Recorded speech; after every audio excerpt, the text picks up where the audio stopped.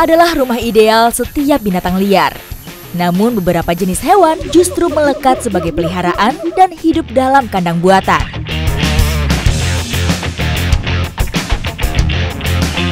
Perjalanan saya kali ini menelusuri kehidupan hewan dalam dua sisi berbeda.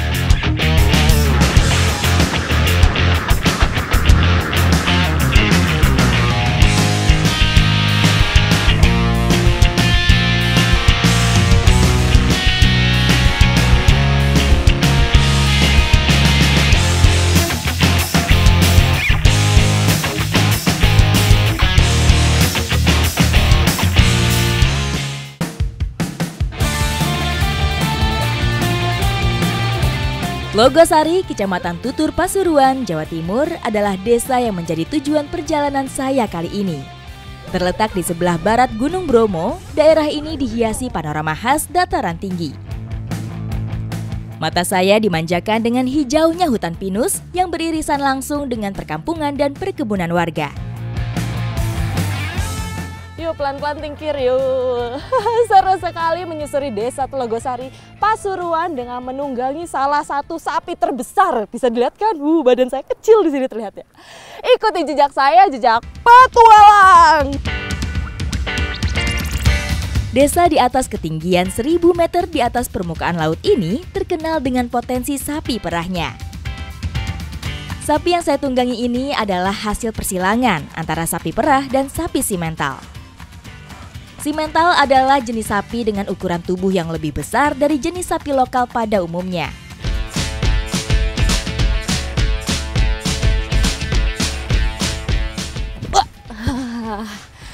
Nah, jadi kami menggiring sapi ini dari kandang ke ladang seperti ini. Tujuannya untuk mengurangi dia dari stres dan juga menjaga otot kakinya supaya tetap kuat. Dalam perawatannya, sapi dipelihara dalam sebuah kandang, namun secara berkala digembala di tempat terbuka. Jadi si sapi ini namanya Tingkir dan dia terlihat kesenangan keluar kandang, jadi susah diatur. Tidak mudah mengendalikan mamalia berbobot hampir 1 ton ini. Meskipun jinak, tetap dibutuhkan 2 orang untuk menggiringnya.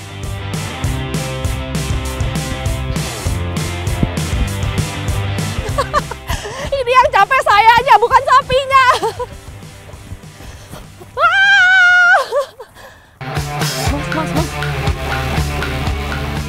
Sapi tidak termasuk sebagai hewan yang agresif. Namun saya harus tetap berhati-hati karena sapi dapat mengamuk apabila merasa terancam. Sebagai dataran tinggi, Desa Telogosari menjadi daerah ideal untuk merawat sapi. Suhunya yang sejuk membuat sapi tidak rentan stres akibat kondisi panas. Jadi sapi-sapi ini diberi pakan sehari 3 kali dan 1 kalinya itu 1 sak yang tadi saya berikan. Langsung lahap loh. Untuk dapat meningkatkan bobot ternak dengan cepat, peternak memilih pakan kaya nutrisi berupa campuran rumput dan jagung. Udah. Malah disundul. Aku mau ngasih makan lagi. Sapi tergolong rakus, karena dalam sehari 1 ekor sapi bisa menghabiskan sekarung rumput lebih. Nah beginilah kalau sesama sapi jantan, bawaannya pengen bertarungnya antara bertarung atau mengajak main beda-beda tipis nih. Coba lihat tuh.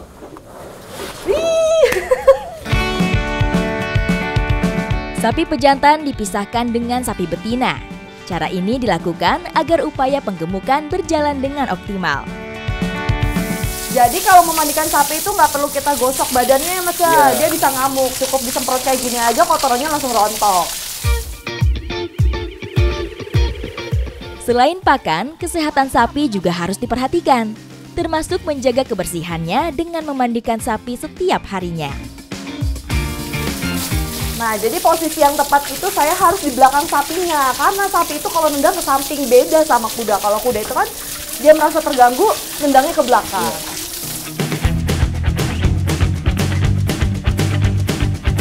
Selain menjaga agar terhindar dari bakteri dan parasit, sapi dimandikan untuk mengurangi stres. Setelah ini ada hal yang gak kalah serunya, yaitu Pasar Rojokoyo. Apa itu? Ikuti jejak saya, jejak petualang.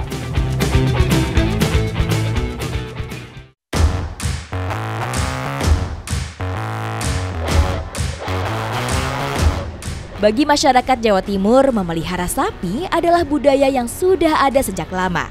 Budaya ini tergambar dari ramainya aktivitas pasar hewan. Saya udah gak sabar mau ikut acara Rojokoyo di Mojokerto. Nah, ini saya udah bersama satu ekor sapi yang ukurannya sangat besar. Dan kita akan menuju ke lokasinya. Pasar Rojokoyo tersebar di setiap daerah di Jawa Timur dan diadakan pada tanggal tertentu. Rojokoyo bermakna merajakan hewan ternak yang dipercaya dapat membawa berkah dan kesejahteraan. Akhirnya saya sampai juga di Pasar Pandanaru Mojokerto. Nah, disinilah tempatnya Pasar Rojokoyo. Sekarang mau langsung turunin sapinya.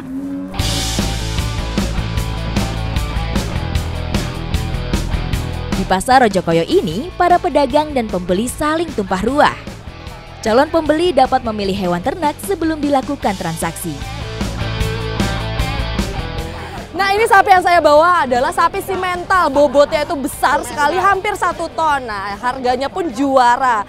Karena ini sapi betina, kisaran harganya itu paling tinggi 25 jutaan. Sementara yang sapi jantan itu memang harganya jauh lebih tinggi.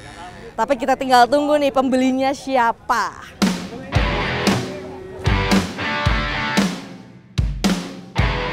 Sistem tawar-menawar di Pasar Rojokoyo dilakukan secara terbuka. Penjual akan langsung membuka harga dan pembeli dapat menawar hewan yang dipilih. Jadi di Pasar Rojokoyo ini banyak sekali berbagai jenis sapi, mulai dari limosin, sapi Jawa, sampai sapi simental. Nah, contohnya ini nih, ada sapi simental. Ciri-cirinya di kepalanya itu bagiannya warna putih. Tuh, bisa dilihat kan? Pasar hewan yang diadakan setiap 5 hari sekali ini berlangsung cukup singkat. Aktivitas jual beli biasanya dimulai sejak pagi dan berakhir sebelum tengah hari. Tradisi Jawa seperti Rojokoyo masih terus dilestarikan karena dengan merajakan hewan ternak ini menjadi sumber rezeki juga bagi pemiliknya. Ikuti jejak saya, jejak petualang.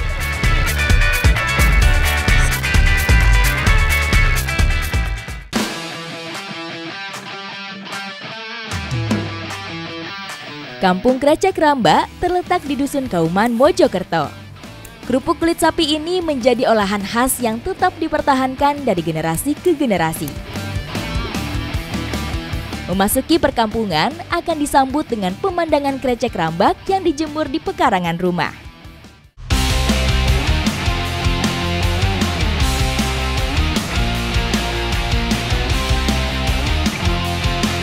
Mengolah kulit sapi menjadi krecek rambak harus melalui proses yang panjang. Kulit ini harus disamak terlebih dahulu untuk menghilangkan lapisan lemaknya. Nah, proses perendamannya itu dengan air kapur. Tujuannya adalah untuk melunakkan teksturnya dan juga mempermudah nanti proses perebusan.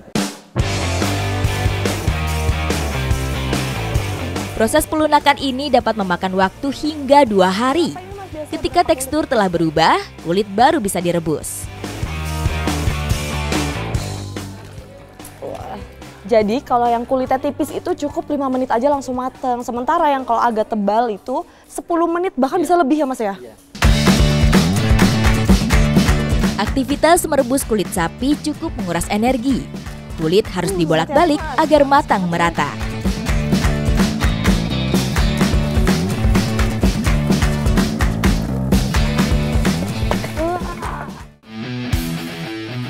Sebelum dijemur, kulit dibilas untuk meluruhkan sisa air kapur dan lendir.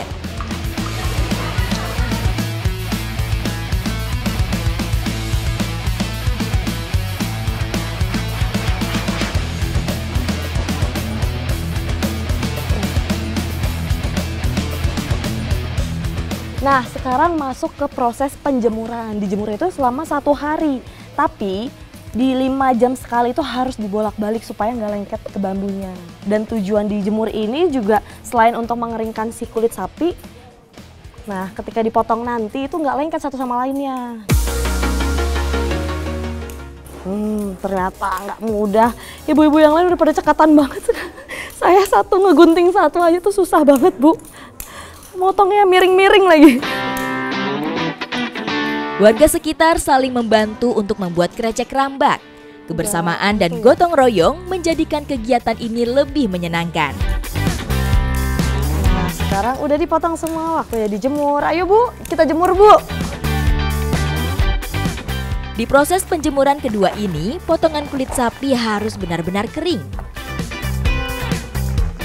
Jadi ini proses penjemurannya itu selama 3 hari, baru dia kering sempurna ya Bu ya.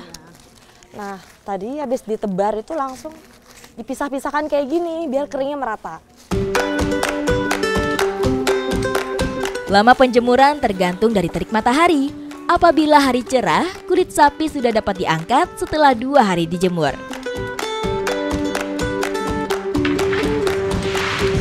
Dan uniknya saya menggorengnya tuh pakai 2 bilah bambu tuh.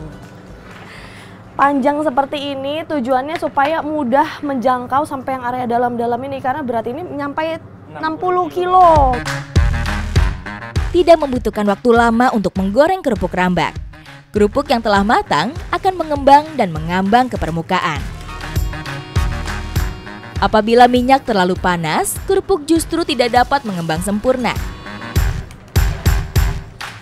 Nah ini dia krecek rambaknya sudah jadi, tapi ini belum siap makan. Nah, saya penasaran gimana sih ketika udah digoreng sampai matang. Nanti saya akan coba olah di camper van. Ikuti jejak saya, jejak petualang. Tidak jauh dari Dusun Kauman, kami memacu mobil camper van ke arah selatan. Mengitari kawasan Pacet, sampailah kami di ladang luas yang cocok menjadi tempat beristirahat. Saya udah nggak sabar masak krengsengan krecek. Tapi sebelumnya krecek rambak ini harus digoreng dulu. Nah Mas Hilmi yang goreng ini Mas. Mana nih? Sementara saya nyiapin bumbunya.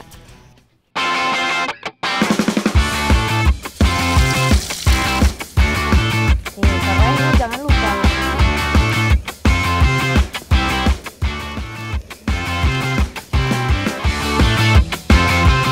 Dalam waktu kurang dari 20 menit, bumbu meresap ke dalam krecek. Hidangan krengsengan pun siap disantap. Krengsengan identik dengan menu berbahan daging menyerupai tongseng. Namun, seiring perkembangan waktu, krengsengan dapat dinikmati dengan bahan lain. Kekayaan Nusantara nggak cuma soal tradisi, tapi juga kulinernya nih. Contohnya yang sedang saya santap, krengsengan krecek khas Jawa Timur. Nah ini dia yang selalu menjadi cerita seru di setiap petualangan saya. Ikuti jejak saya, jejak petualang.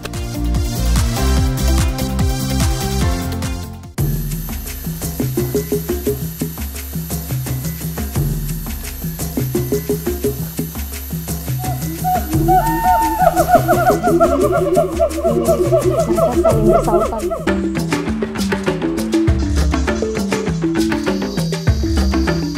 Nah, beberapa waktu lalu juga di kamera trap yang ini tertangkap ada harimau Sumatera sama kucing emas. Ternyata jalurnya itu sama juga seperti jalur manusia. Dan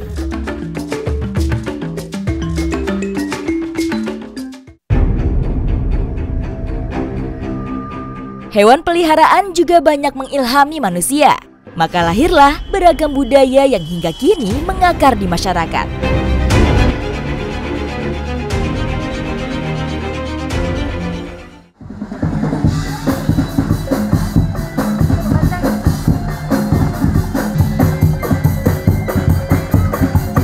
Bumi Majapahit sebutan yang disematkan pada Kabupaten Mojokerto. Kota dengan kekayaan situs bersejarah ini menyimpan kebudayaan yang masih terus lestari. saya sudah bersama 50 tim bantengan mau ikut arak-arakan berkeliling di Desa Warugunung. Ikuti jejak saya, jejak petualang. Bantengan seni tradisional khas dari daerah Jawa Timur. Populer di beberapa daerah seperti Malang, Batu, dan Mojokerto.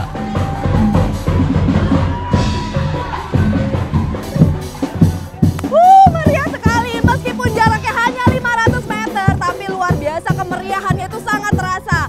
Bisa dilihat untuk rombongan musiknya aja itu perlu didorong banyak orang karena memang alatnya banyak dan hanya dinaikin satu gerobak.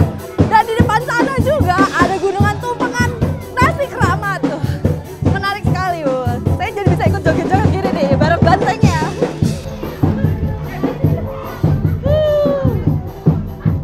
Bantengan tidak terlepas dari ciri khasnya, yaitu topeng kepala banteng dan kain penutup. Kostum serba hitam ini melambangkan kebesaran para pendekar. Seekor bantengan dimainkan oleh dua orang. Orang pertama memegang kepala dan menjadi kaki depan, sementara orang kedua menjadi kaki bagian belakang.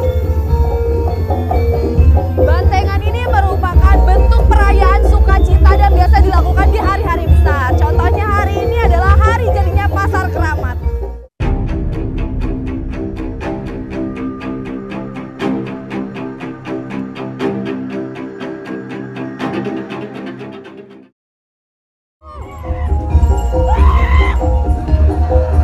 Bantengan ini juga menceritakan dua ekor banteng jantan yang saling beradu.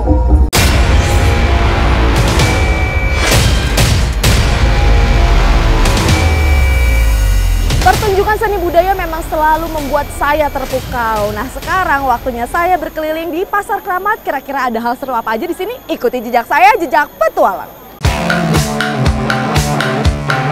Pasar Keramat berlokasi di Desa Warugunung, Pacet. Pasar yang hanya buka 2 kali sebulan ini selalu dinantikan masyarakat setempat. Uniknya di sini, transaksinya itu nggak pakai uang tunai, tapi kita harus tukar dulu pakai koin di sini.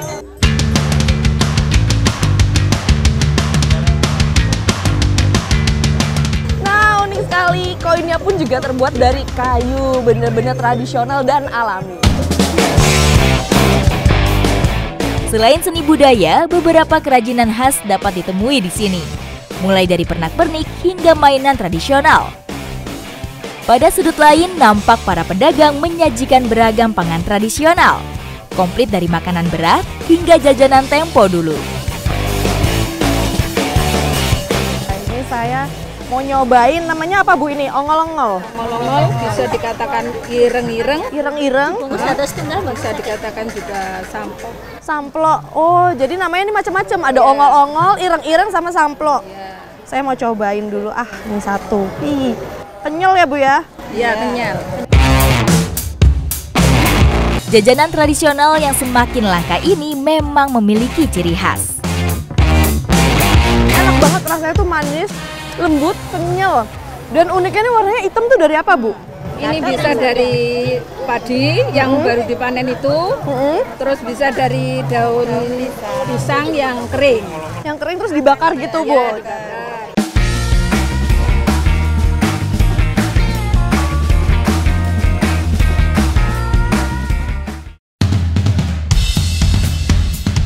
Hutan Batu Tegi terletak di Kabupaten Tanggamus, Lampung. Dalam hutan lindung ini tercatat ada 5 dari total 9 jenis kucing hutan yang ada di Indonesia. Hutan Batu Tegi adalah hutan lindung yang ekosistemnya masih sangat terjaga. Bahkan di dalamnya itu masih banyak sekali satwa liar, salah satunya adalah harimau. Dan hari ini saya sudah bersama kawan-kawan dari IARI dan KPH Batu Tegi mau mengecek rutin kamera trap yang ada di dalam hutan. Di dalam hutan Batu Tegi ini tersebar kamera trap di 47 titik. Pengecekan kamera ini dilakukan setiap 3 bulan sekali.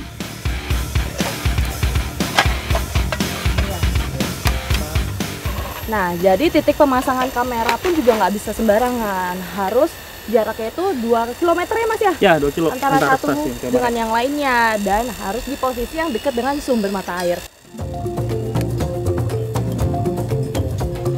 Digunakan untuk merekam pergerakan satwa, kamera trap ini menyorot jalur yang potensial untuk dilewati. Pada saat pengecekan kamera, baterai juga harus diganti. agar dapat bertahan hingga 3 bulan.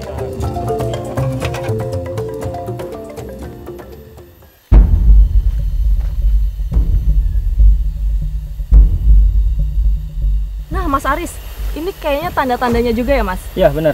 Ini biasanya mamalia yang punya tanduk nih, kijang, rusa, gitu. Jadi ada potensi mereka lewat sini. Ini tanda dia gesekin tanduknya. Tandanya nggak beraturan ya? Ya, benar, nggak beraturan kalau gitu. Jadi tepat banget pemasangan kameranya di sekitar sini. Ya, benar. Betul-betul pas karena ternyata ada tanda satwa liarnya lewat sini ya, Mas? Ya, betul.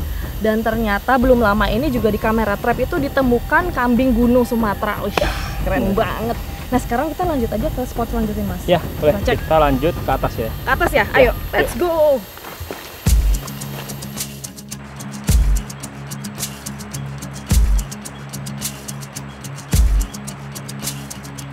Kambing gunung Sumatera merupakan hewan endemik yang dilindungi. Keberadaan mangsa alami seperti ini membuat predator seperti kucing-kucing besar masih dapat ditemui.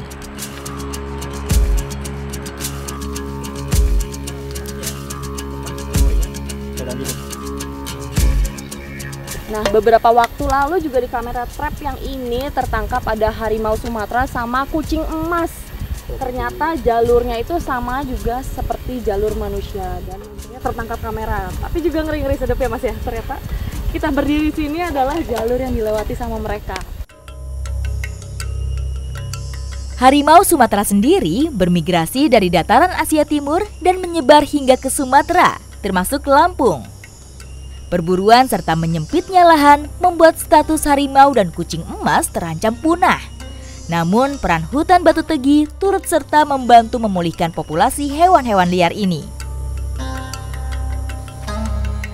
Di hutan ini masih banyak sekali satwa liar dan kami mau lihat rangkong yang spesiesnya julang emas.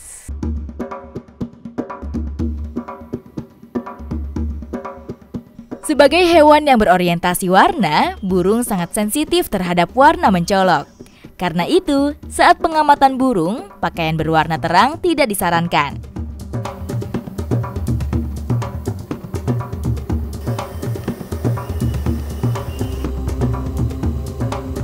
Nah, untuk memantau si julang emas ini, jaraknya kita harus sekitar 20 meter ini ya, Mas ya. Dan kita bersembunyi nih di bawah jaring hiding ini supaya samar.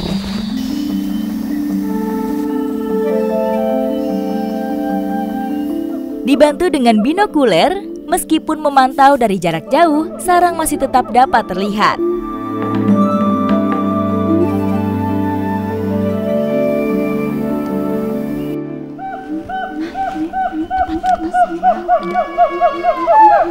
Aman suaranya tuh.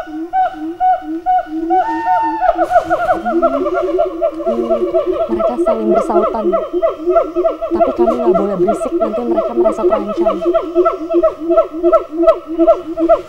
Tepat di atas kami.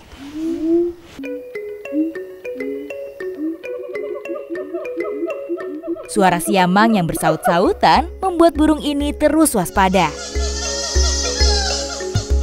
Jadi letak sarangnya itu tinggi di atas pohon supaya untuk menghindari dari predator. Dan sarangnya itu terbuat juga dari lubang alami. Jadi bukan sarang yang dia buat sendiri gitu.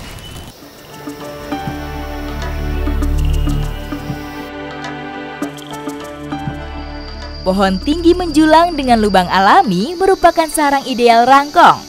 Lubang ini dibuat sedikit menutup menggunakan tanah.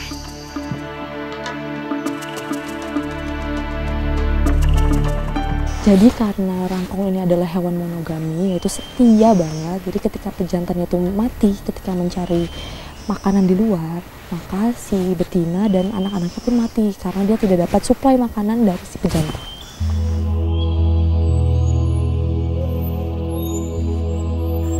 Sepanjang hari, pejantan akan bolak-balik membawakan makanan. Ketika hari mulai gelap, burung jantan ini tidak ikut bersarang, melainkan berjaga-jaga di pohon sekitar.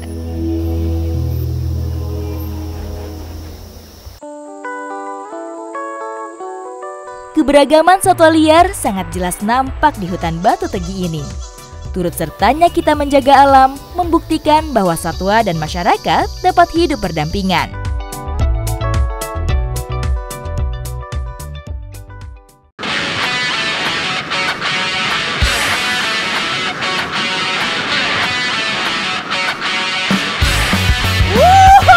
Seru banget melihatnya ya, bergerombol kayak gitu lari-larian.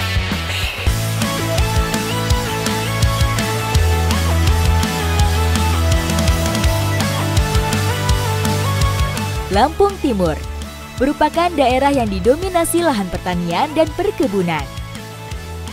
Memasuki musim penghujan, nampak warga Desa Negeri Agung, Kecamatan Gunung Pelindung sibuk beraktivitas di sawah. Terlihat kan hamparan sawah di Desa Negeri Agung, tapi nggak cuman itu mata pencarian warganya, ada juga peternak bebek. Nah, sekarang saya udah sama Bapak Samudin mau mengangon bebek di sini.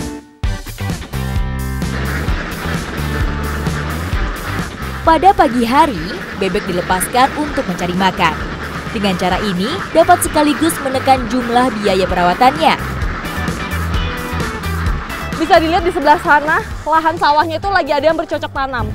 Jadi bebek-bebek ini diusahakan jangan sampai ke sana, makanya harus dikendalikan. Meskipun dibiarkan mencari makan sendiri, bebek tetap harus digiring. Karena ketika tanaman padi dirusak, pengangon bebek harus memberi ganti rugi pada pemilik sawah. Seru banget melihatnya ya, bergerombol kayak gitu lari-larian. Bebek akan terus bergerak ketika tidak banyak makanan yang bisa mereka dapat di satu tempat. Nah, sekarang ini mereka lagi berenang-berenang sambil nyari makan, yaitu cacing atau keong sawah biasanya. Tidak hanya cacing dan katak, bebek juga memakan sisa padi di sawah. Oleh karena itu, gerombolan unggas ini terus digiring mencari sawah pasca panen. Dari sekian banyak ekor bebek di belakang saya itu dominannya adalah betina. Mungkin jantannya hanya sekitar 3-4 ekor aja. Karena kalau dominannya jantan itu bisa mencar kemana-mana, nggak bisa bergerombol seperti ini. Selain itu juga kalau betina banyak menghasilkan telur yang banyak juga. Dalam pergerakannya, bebek pejantan bertugas sebagai pemimpin. Biasanya, satu bebek jantan dapat mengepalai 100 bebek betina. Kegiatan angon ini masih banyak ditemui, karena cara ini lebih menguntungkan. Masa produktif bebek petelur dimulai sejak berumur 4 bulan dan berakhir setelah bebek berusia 2,5 tahun. Pak, ciri-ciri telur bebek yang bagus tuh yang kayak gimana, Pak? Yang gede, yang gede. Yang gede, terus berat juga dong berarti ya? Ya. Jumlah produksi telur biasanya akan menurun jika kondisi bebek sedang stres.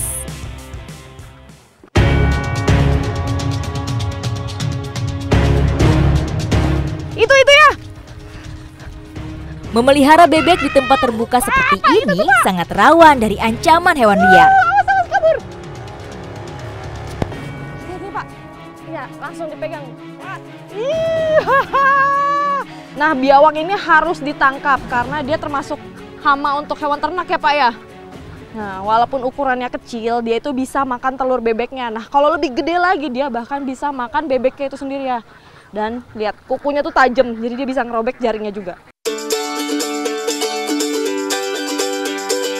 Hari berganti. Segera saya siapkan menu makan hari ini untuk mengisi perut yang lapar. Daging bebek beraroma prengus dibandingkan daging ayam. Diperlukan rempah beraroma kuat untuk mengolahnya.